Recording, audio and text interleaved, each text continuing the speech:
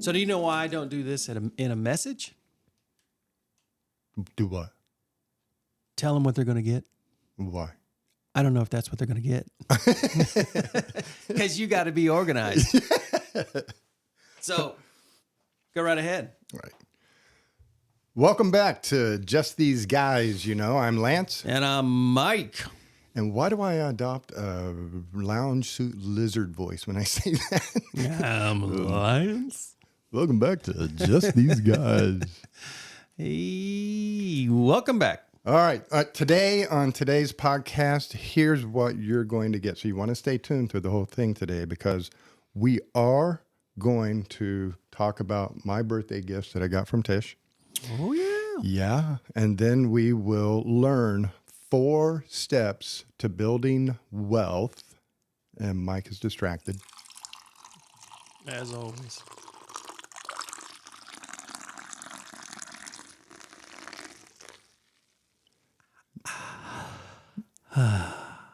Now, the question for the podcast listeners. What did I just do?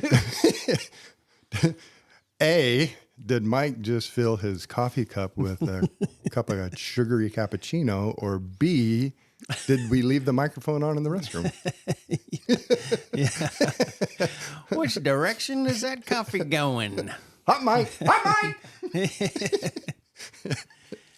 It's going in, by the way. So where was I? Well, 4 steps to building wealth. We're going to give you very specific 4 steps to how to build wealth or success or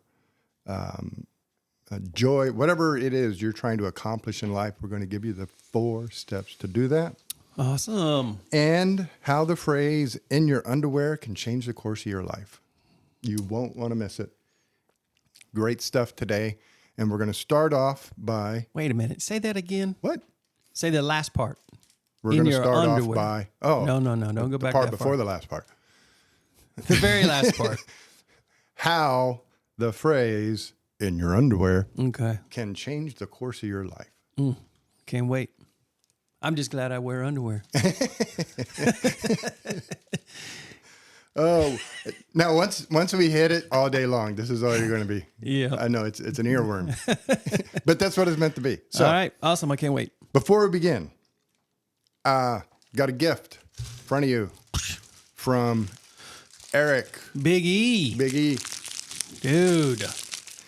These are And what's the key to this? Reese's cups and Butterfingers. Or I'm sorry, not Butterfinger. Right. Payday. Payday. Yep. Reese's cups and Payday. Yep. Eric. Oh, I forgot. There's a video camera. And there's a beautiful thing about these, which is exactly why when I first initially went on this little journey of what I'm about to say, I dropped a good solid 12 pounds and I've gained back at least 8 to 9 because these are gluten-free. Yes. Gluten-free. That's the song I'm going to write.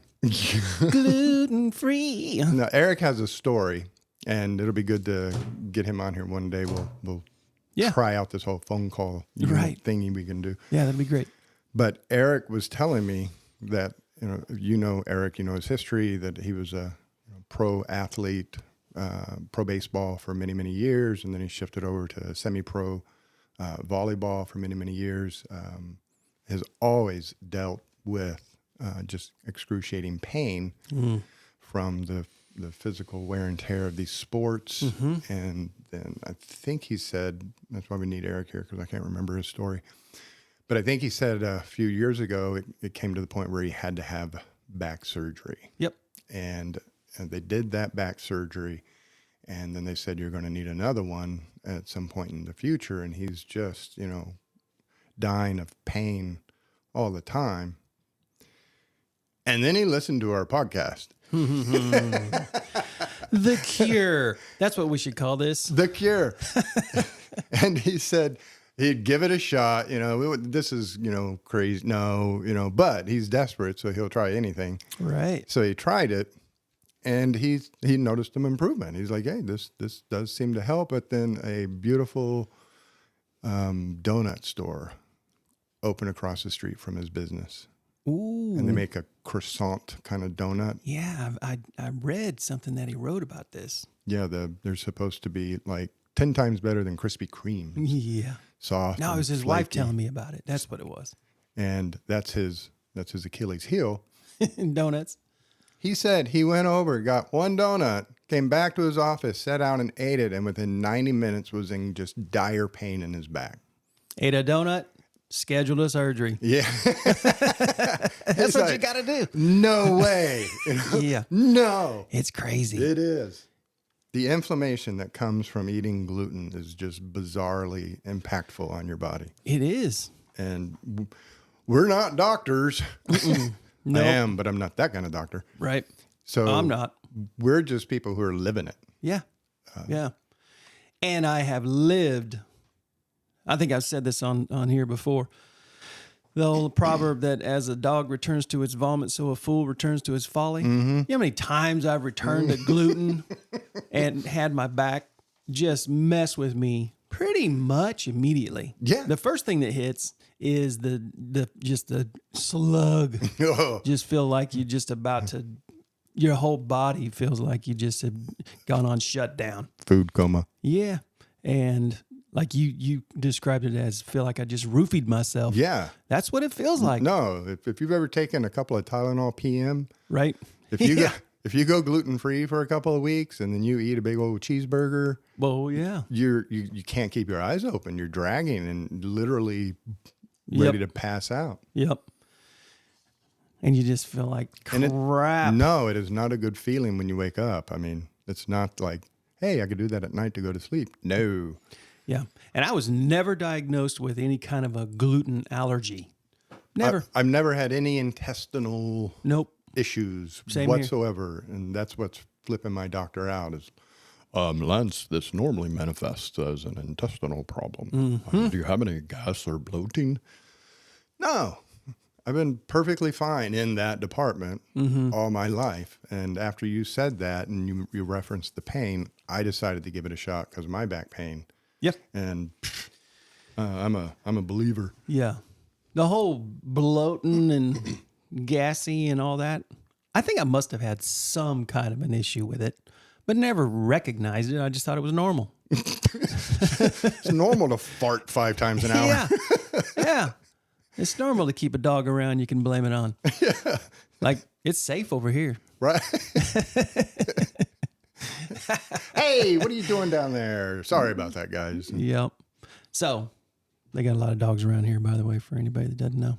So, my weekend, I'd shared last time that Tish had bought me a packet of concerts for the birthday month. Mm-hmm. And this was my Saturday. I saw, here we go, Hannah Kerr perform. Okay. Great, powerful voice, good singer. Tasha Layton. I've heard that name. You've heard that name? Mm-hmm. She's got a bunch of hits out there on the radio. And she's in the middle of it, she tells just the most powerful story about her life and how she was suicidal. Wow. And then her and a therapist and God worked it all out. And she wrote a song about it. Oh, cool. And a book. And it was just, powerful testimony and then just excellent singing. She's got a really powerful, she sounded like Heather. Tish's explanation to me of what to expect with Tasha Layton was she sounds like Heather from our church. Wow. And then Big Daddy Weeb. Ooh, yeah. Where was this? This was in Bethany, Oklahoma. Okay. Which is a suburb of Oklahoma City. Gotcha. So it's a 2.5-hour drive down there. Yep. Made it in 2. But yeah, Tish arranged all of this. We got down there. We had a great concert, met people from Wichita at the concert, Cool. Made friends. Yeah. Tish made friends. I don't make friends. Right. I knew that. Tish is the... Hey. And then we come back here, and Sunday we get to see Edge of Grace. Oh, gosh. Which is probably the best band ever. They're not bad. What? They're quite good. Yeah, we got to see Edge of Grace, and then Tish took me out to Hartman Arena, Sweet. where we saw Andrew Ripp. Now, it's a name you probably don't recognize. Nope. But if you ever listen to K-Love or The Way, you're going to hear 4 or 5 of his songs. Okay. He's just a great singer. He's got a lot of songs out there that I didn't know he sang them. Okay, wow. But he's up there on stage. He's like, I wrote this for, and I did this for, and he's telling his story, and then he told his songs, and he's funny. Crowder. Kansas, get on your feet, make some noise! Oh, yeah. We go see him as a headliner. Yeah. We saw Crowder in the middle of all of this, and Crowder, obviously, he's an excellent musician and plays great music and puts on a wonderful show. Have you seen him? Long time ago. Now, is he still rocking the beard? Oh, yeah. No. What are them guys, Duck Dynasty? Yeah, he looks like him and he sounds like him. Yeah. And he's funnier than them. Yeah, okay, gotcha. And what we love about his shows is when he pulls his piano out and sits down to it and starts plinking on his piano, he just starts talking. And you never know what's coming out of his mouth. Gotcha. And he just starts talking and telling stories, and as the audience laughs, you can see he gets a little juiced by that, and he starts feeding off the audience, and he's telling these hilarious stories, and they're not punchlines, they're just the way he tells the story. Right. It's just freaking hilarious. That's awesome. So, no, he rocks. Kind of a Louisiana blue, what do you call it, swampy, kind of a swamp rock. Yep. Oh, it's just incredible. And then Mercy Me, Yeah. the ultimate in bands, Mercy Me. Yep. The Oklahoma concert went long. I'm trying to think, 10:30, 10:45. Same with Mercy Me, 10:30, 10:45. We're still rocking it out. Wow. So, Man, that was a music and worship and action-packed weekend right there. Tish got me Good birthday weekend. in a jam-packed concert weekend. Heck yeah. And that would be that's your sweet spot. That's your wheelhouse. That's what you would pick. But Yeah. yeah, if I'm gonna go do something, Yeah. that would be what to go and do. Yep.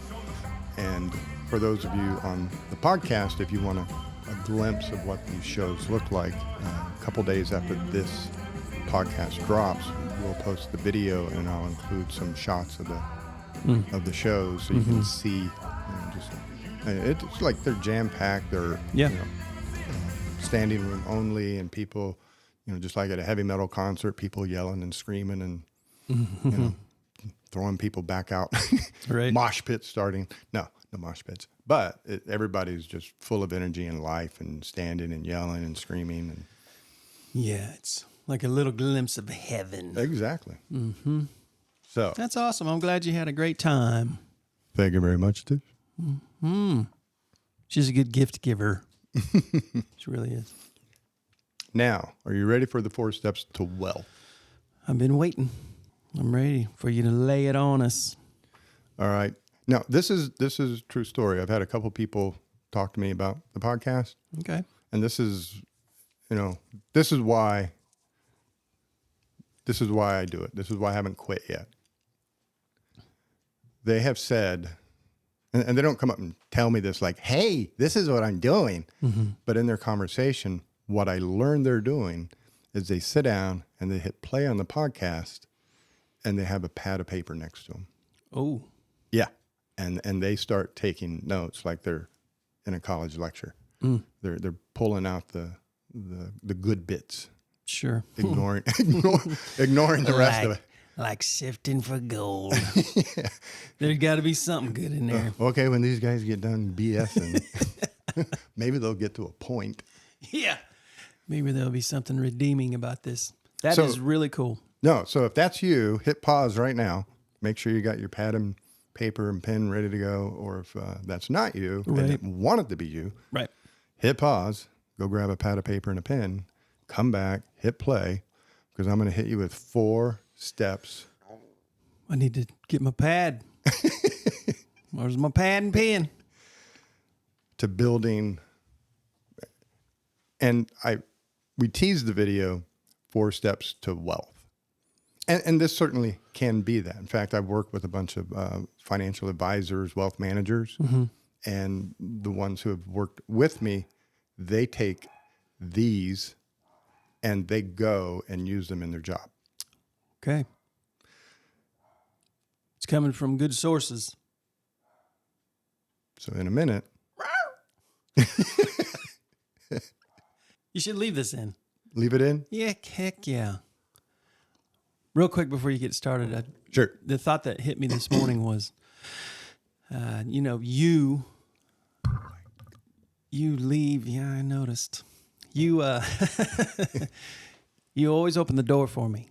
Mm-hmm. I don't know what time you do that, but if a burglar ever wanted to come and rob you guys like a thief, on a Tuesday morning, all he has to do is start coming here on the regular at the exact same time for at least, half a year, because that's what keeps those dogs from barking.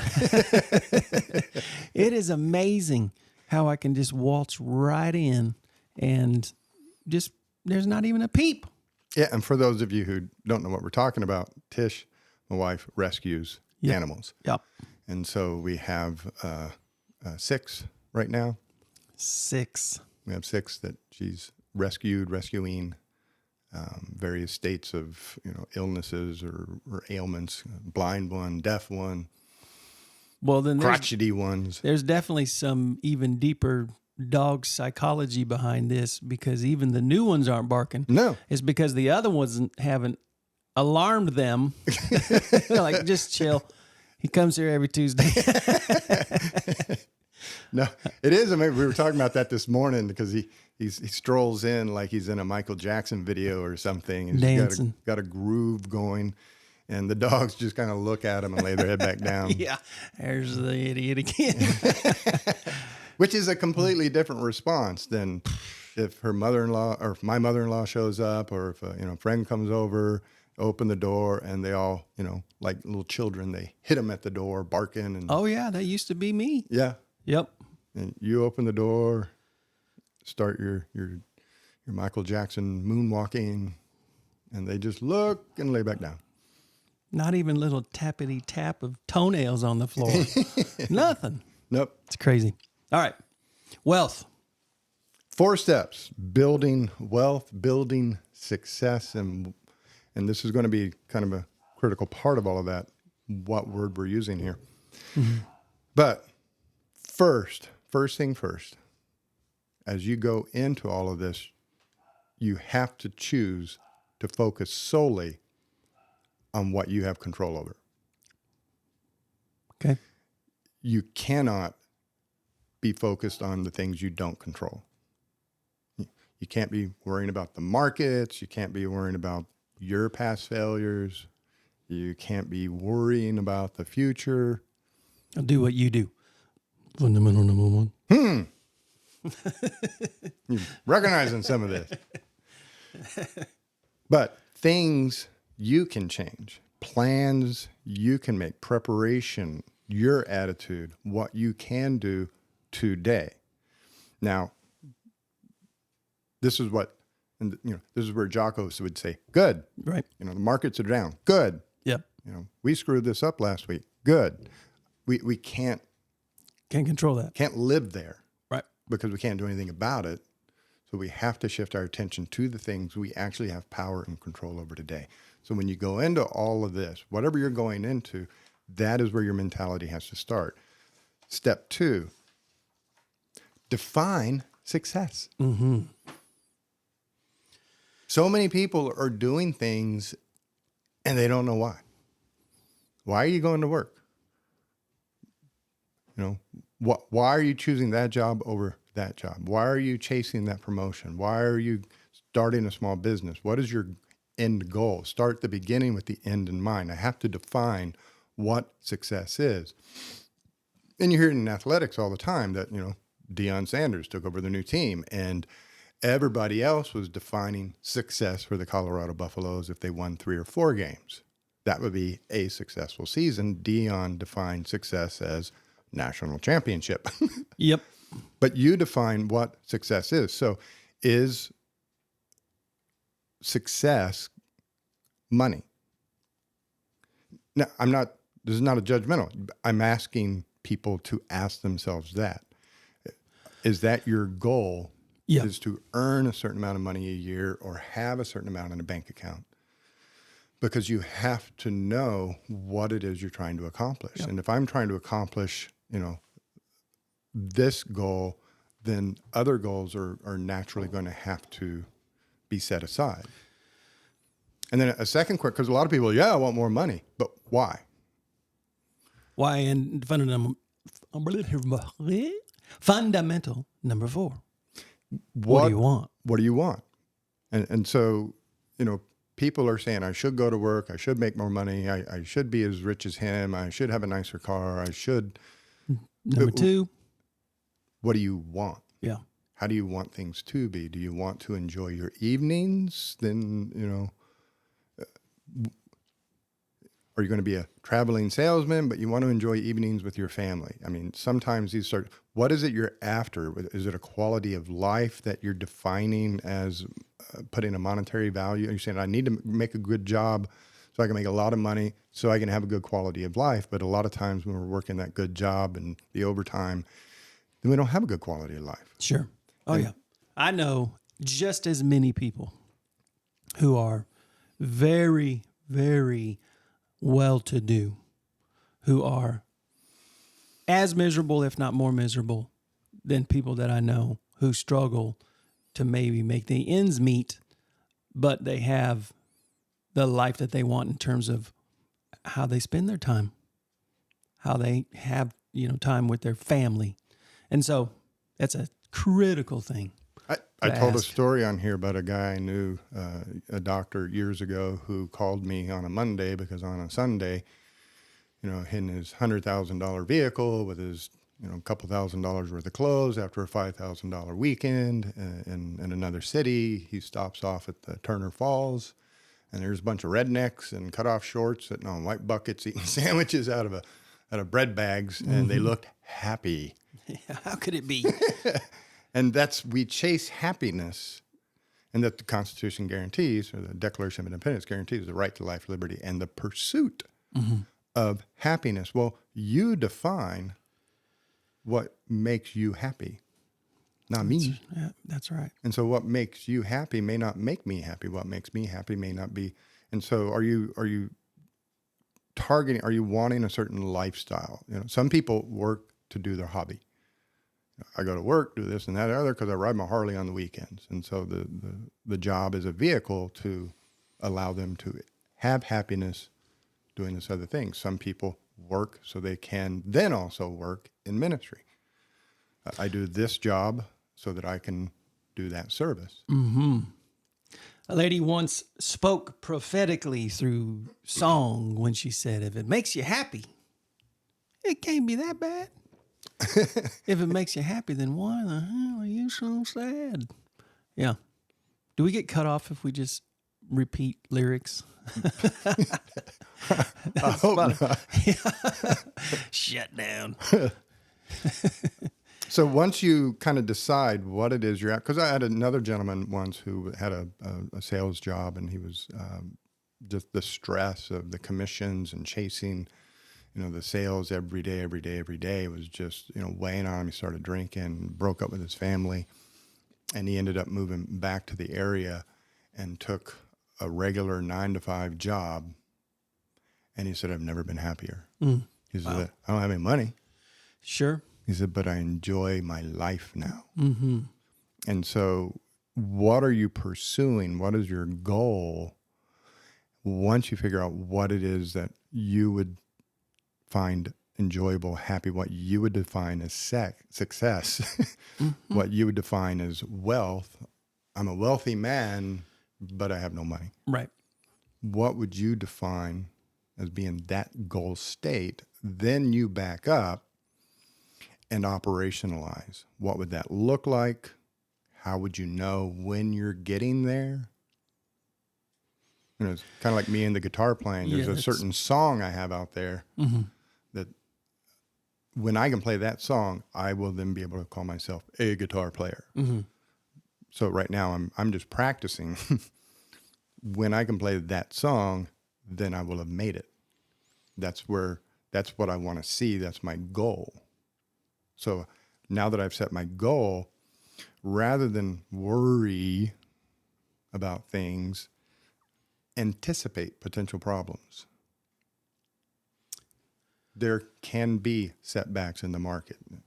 Are we prepared to weather that storm? There may be weeks where I cannot practice the guitar. How will I, navigate that? What will I do when I get to practice the guitar again?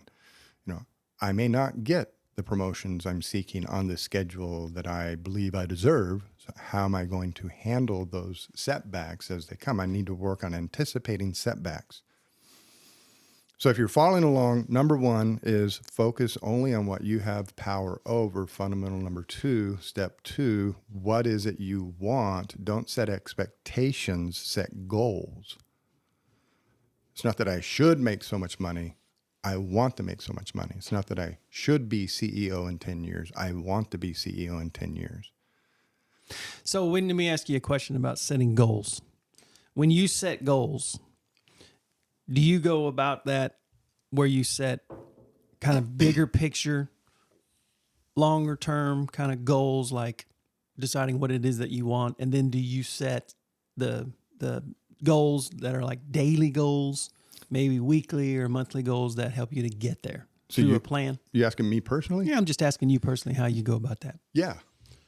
And I don't know why, but that's the way I've always done it. So when I was in high school and, looking at what am I going to do as an adult, mm-hmm. I landed on the goal of being a Navy SEAL. That was my goal. That was my vision of the future. And so what do I need to do to be a Navy SEAL? And then there were, we got to join the Navy. They're just step number 1. Certain steps that you have to follow to be a SEAL. Mm-hmm. Now, that vision of my life came crashing down when I tore a ligament in my thumb, and then I broke my foot, broke a toe, and I called the detailer and said, "Hey, I'm scheduled to go to boot camp in March. What would happen if I broke something?" He said, "Oh, we'd have to pull you out. You'd have to wait another year, go through a medical exam, redo the whole thing." Why? No reason. So I went through boot camp. With a broken thumb?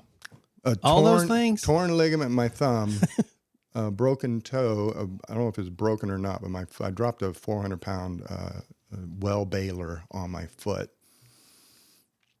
And I was on crutches up until the day I got on the bus. Walking in on crutches. So after boot camp, going, with all of that, I was like, you know what, I'm tough, I'm done. And suddenly I had no vision for my life. So like, why am I in the Navy? Sure. Why am I here?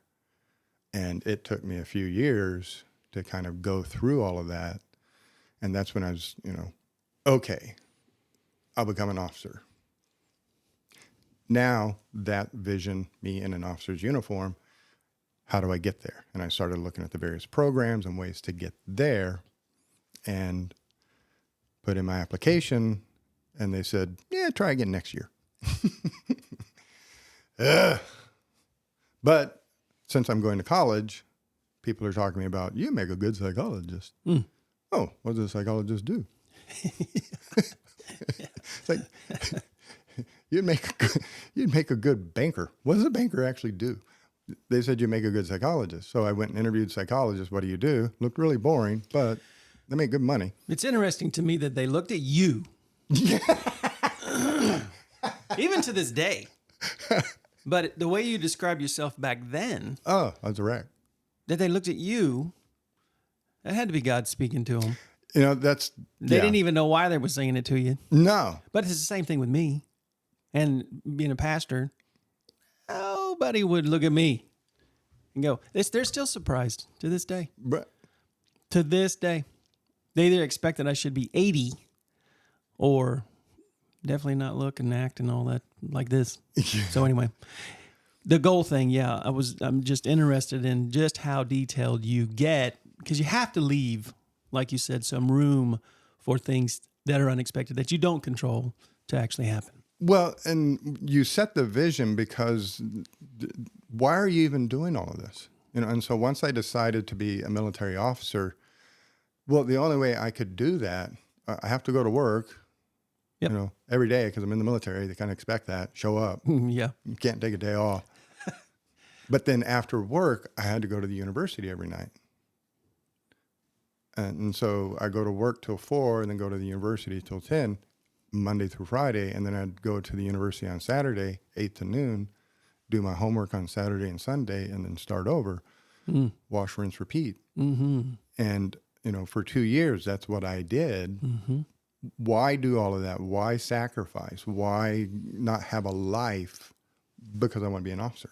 Yep. And so having that vision, that goal of what you're wanting allows you to motivate yourself. It becomes the motivator. This sucks, but if I keep it up, I'll be an officer. Yep.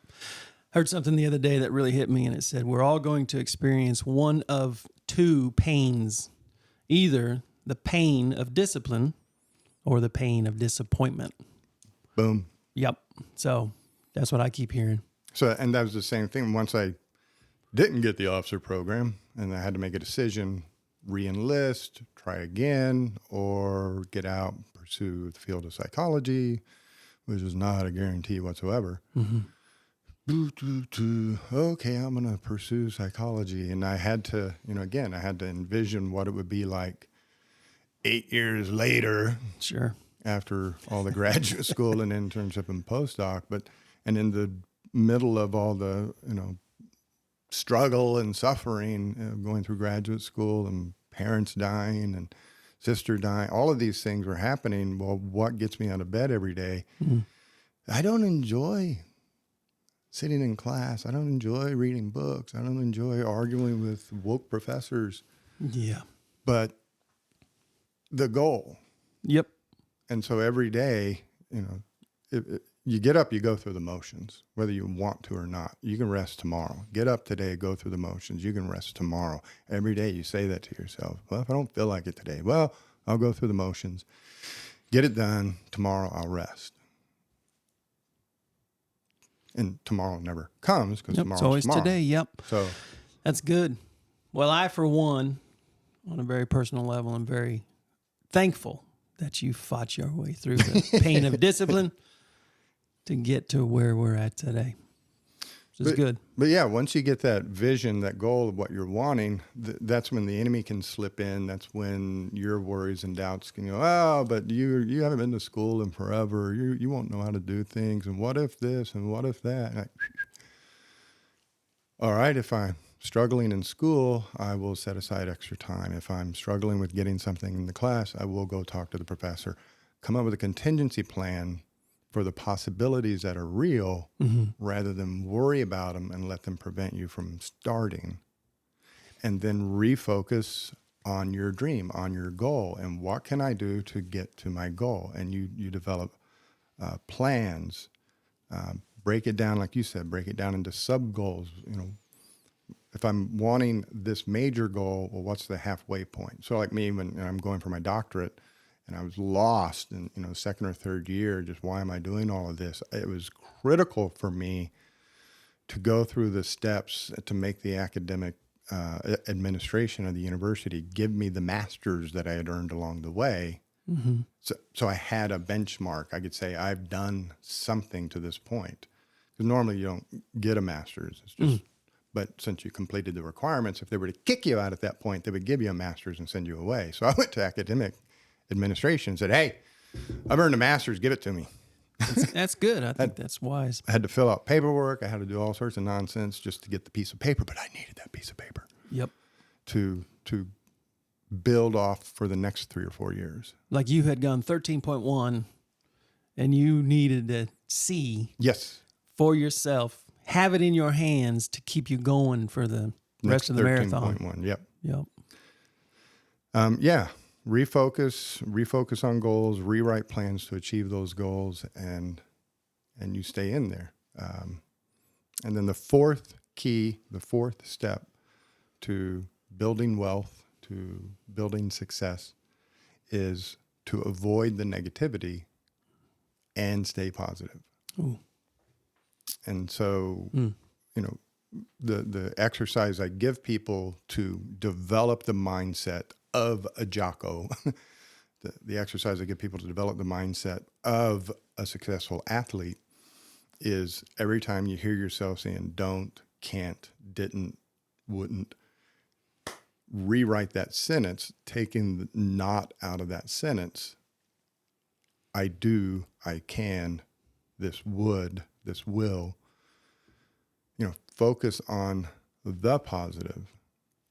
Think positively. My leg hurts. Next week, my leg will feel better after rehab. There's always a positive thing to focus on, even if it's just the basic promise of God that, hey, I work out all things to my good. Mm-hmm. Hey, I came so you may have life in abundance. I'm not feeling really abundant right now, Sure. but you promised. Yep. All is well. Yep. I think that what just hit me as you were talking about this was that, you know, the world, I think we can agree, if we were to take a poll, whether the world is negative or positive, which one would it be? That the world that we're in is pretty much negative, maybe 95%. Yeah. I'll give it 5% positive, 95%. But the reality is, as Christ followers, we are called to be what? In the world, but not of the world. Right. That doesn't mean that we live negative lives. We have the freedom to choose to be positive. And that, you know, the overarching kind of environment you're putting your mind into, we are free. Yep. We are free to be as successful or as unsuccessful in our lives as we want to be. And it may look really bleak or dark right now, but the reality is you can stand up and walk towards the light. Yes. You can determine yourself today. That was the word that hit me earlier too, early on in this little conversation. In your helping us, you said today, and that's what I thought. It has to start today. You would want it to start today to really launch successfully. It's not about tomorrow. Today with me. Yep. Today with me. So if I'm Today with me. That's good. If I'm running for the school board, today with me, I see that. I put that in my mind. I see myself sitting up at the conference table with the other board members and the audience out there. I see myself making those decisions and passing out the sheets of paper and calling the minutes of the meeting. I see myself in that environment. That's what I focus on because that is my motivation. That is my goal. Yep. And then There you go, Tracy. There you go. I start setting goals and sub-goals, and then I start focusing on, rather than worrying about what the other candidates are saying about me, you know, becoming defensive, nervous, worried, I will prepare a packet in case they mention my DUI from 5 years ago. Lance has had a DUI. Thank you very much. 25 years ago. But I'll come up with a packet. If they bring that up, here's what I'll say to the press. Yeah. You know, here's how I'm going to respond. It is possible they could say that. Sure. So I have a response ready. I don't worry about it. Oh, I better not run. I had a DUI 25 years ago. It's possible they could bring up the DUI. So how am I going to respond to that when they do? Yep. Boom. I can prepare for that. Now, plan. What kind of person do they want to know I am today? What are the important characteristics about me today that makes me the best choice to be on that school board? Yeah. And so I sell myself rather than defend myself. There you go. And they can throw all the mud they want. I stand with my head held high, my chin up, and I say, yeah, yes, I had a DUI 25 years ago. That was 25 years ago. Here's what I've done in the last 25 years, and here's why I'm prepared to be your new school board member representative today. And thank you for giving me the launching pad to do this. Because if you hadn't brought up the DUI, I wouldn't have thought to say all this. Yeah. Yeah. That's positive. It's called counterpunching. You don't worry cool. about what they're going to say. They're going to say stuff. You're in a fight, so they're going to punch. That's just a given. Sure. Good. They're punching. now I can counterpunch. Yep. Good. Come on. I hope they bring up the DUI. I hope, because I want to be able to say this. I want to be able to say this, but I can't unless they bring that up. Oh, it looks weird or right. guilty if I bring it up. Yeah. Yeah. Bring it up. Come on, Cletus. Come on, Cletus. You walk down, you limp back. That's good. So yes. So for those taking notes, here's where you're at. 1, focus on what you control. 2, define what success or wealth is. 3, rather than worry, anticipate problems and prepare for them, and then refocus again on that dream that you have set and keep working on focusing on the dream, building sub-goals to achieve that dream, benchmarks, markers, so you know how you're doing moving towards that dream. Number 4, avoid the negativity. Take the don't, wants, can't, didn't, nothing. Take the N-O-T out of those words and then rewrite that sentence in your brain, and you will start thinking positive. I don't want to lose this race. I do want to win this race. Well, I can't. I can. And so these 4 steps, obviously, as an astute student, you've recognized these are the 4 fundamentals. Yep. Which I feel like every now and then we need to just tell people what are the 4 fundamentals, or where do they come from? It's out of a book that Dr. Lance wrote. It's right here. 12.2. You can get it at all the sites. Amazon, if you're in town. And here's what I tell people to do. Don't buy the book. I'm not telling you to go buy the book. What I would like you to give me the courtesy and respect is take 5 minutes, go to Amazon, pull up the book, read the reviews, and then you decide whether or not to buy the book. But I'm not saying buy the book, because this book is not for everybody. But before you make your decision about whether to buy it or not, get all the information, go to Amazon, read what people have written on the reviews, and then you decide if this is the book for you or not. Yeah, that's really good. I say go read the reviews and then buy the dang book. I say that. It's helpful. It is so very helpful. And with this, I mean, that's what it is. Well, and for Christians, because I know everybody out there is not a Christian, so you can just sit back for a minute. But for Christians, you want to take this one step further. And when it comes to, what do I want? Well, we've been talking about us. And if you've listened to the podcast at all, what do you want? Most important question ever. But then what do you want? And you take it to God and tell him, this is what I want. I want to be on the school board. I want to be a representative. What do you want? Yep. The whole purpose of what we're doing here, Romans 12:2, do not be conformed to the ways of this world, but be transformed by the renewing of your mind. So that you may know and test the good and perfect will of God. Why are you here on this earth? What is his plan for you? Yeah. Now, you got some ideas. Do those ideas align with his ideas? Sure. I just listened to a podcast this weekend about a guy who had a horrible childhood, horrible life, passed around, and just completely lost and lonely, and encountered a woman who paid attention to him. And within 3 months, she had convinced him to murder her husband. And one of the ways that she was able to do that, and you say, I would never do that. I wouldn't either. But one of the ways that she could is she would pull herself out of the relationship. And with his history, and he said that this is the only person who's ever shown me any kind of love whatsoever. And so when she would leave me, I was so desperate because why even live now if there's nobody to live for, if there's no one in this world who actually loves me? Do you hear it? Mm-hmm. He is putting his faith in man. He's putting his faith in this woman. His purpose for living is to serve her. And when she fickly pulls away, he becomes extremely desperate because his whole reason for living is gone.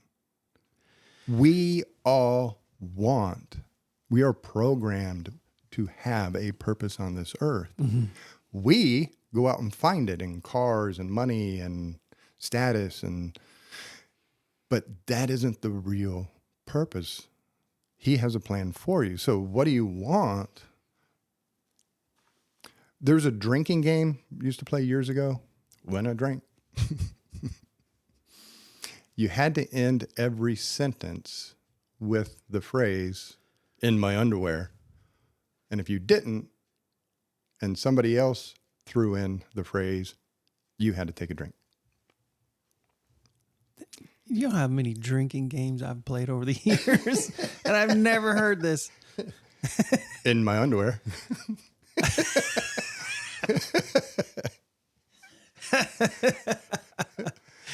I'm going to become very quiet at this party. In my underwear.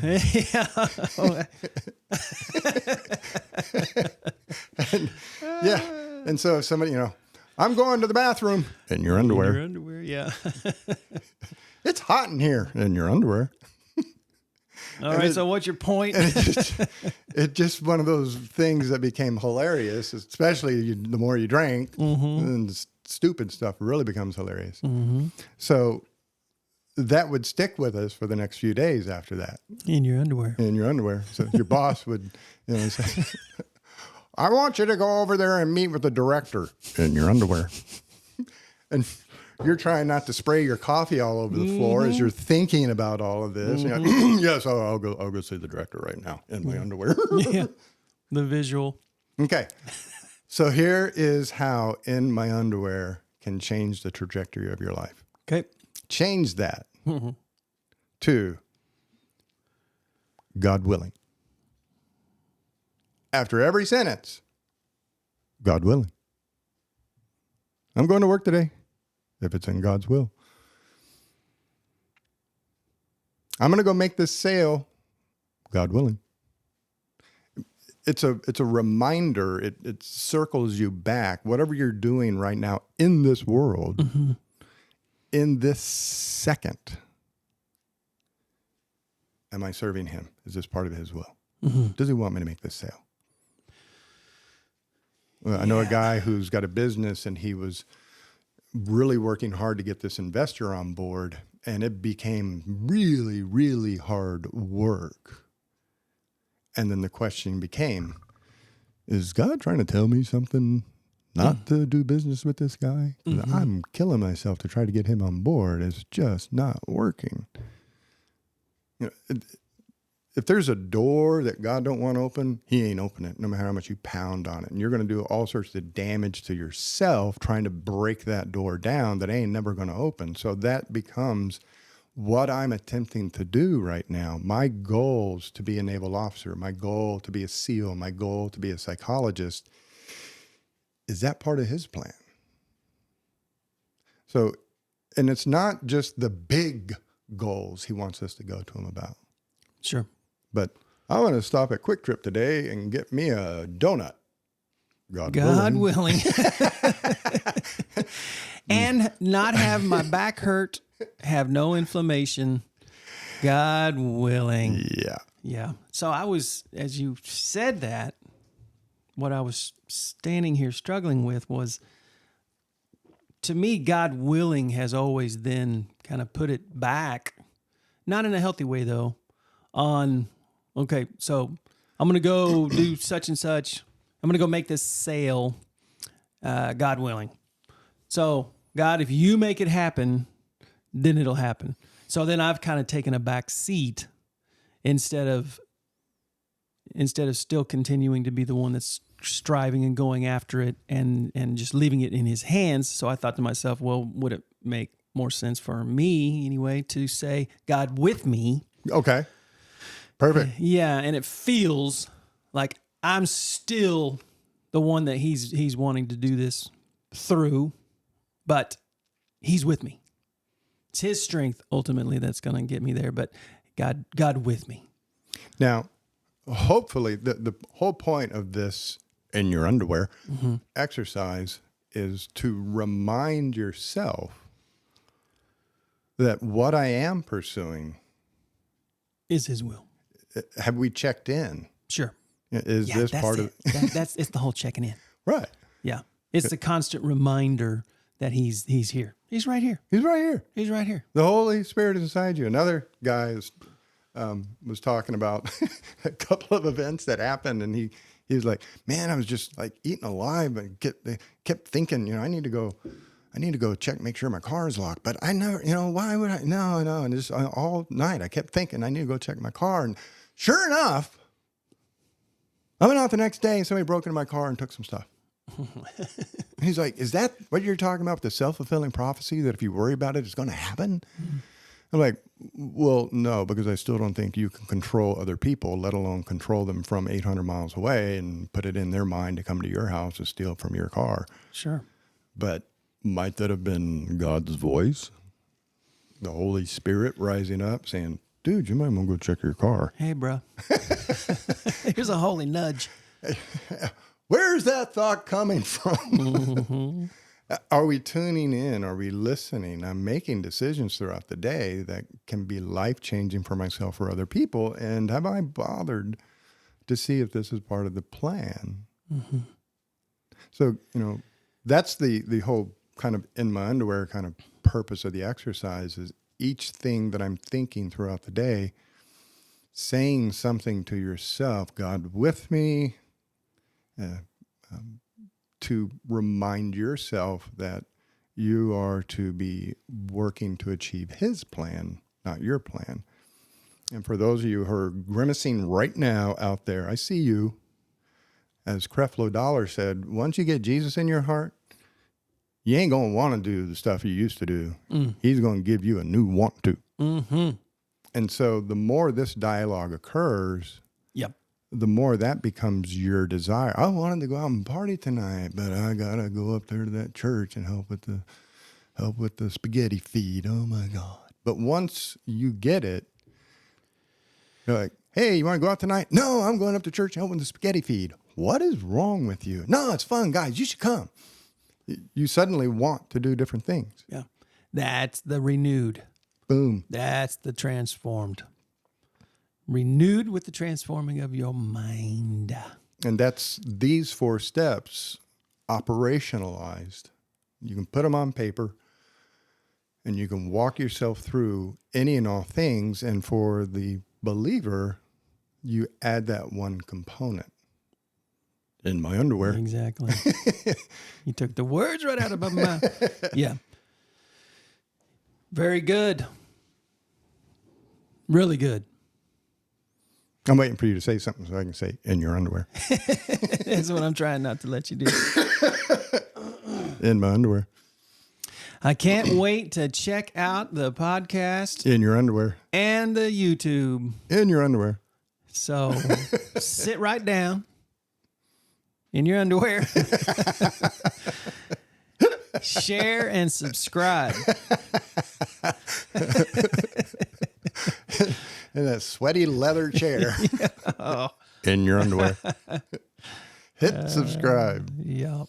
No, it's heartwarming. I showed Mike this morning some of the stats, and we're starting to get some traction in places, and things are starting to It's really cool. to grow a little bit. So it's nice to see that there's some interest in what we're talking about going. Now, if this is your first show to listen to and you've hung on this far, just know that episode 1 through 5, 6, 7, we were learning how to do all of this. We were getting comfortable with the microphone and speaking and sharing about our lives and our thoughts. It was a very uncomfortable period of our life. Well, I don't even know that it's necessary to go back all the way to the start. But Why would it be necessary? You could go back to, I would recommend, is it 9 or 10 9.